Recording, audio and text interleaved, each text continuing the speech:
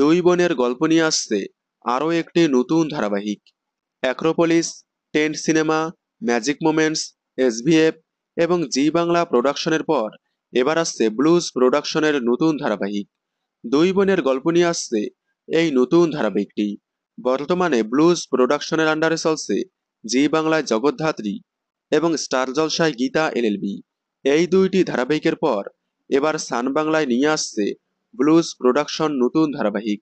সম্প্রতি সামনে এসেছে নতুন ধারাবাহিক ষোলক শাড়ির প্রোমো।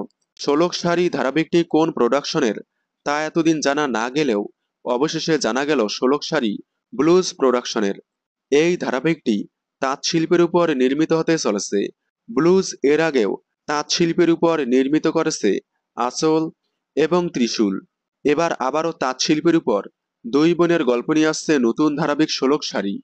প্রসঙ্গত, এই ধারাবাহিকে প্রধান নায়িকার ভূমিকায় দেখা যাবে সুকন্যা চক্রবর্তীকে। আপনারা সান বাংলার ব্লুজ প্রোডাকশনের নতুন ধারাবাহিক ষোলক শাড়ি দেখার জন্য কতটা এক্সাইটেড কমেন্টে জানাবেন। বাংলা বিনোদনের এই ধরনের সকল আপডেট সবার আগে পেতে চ্যানেলটি সাবস্ক্রাইব করে পাশে থাকা বেল আইকনটি বাজিয়ে দিন।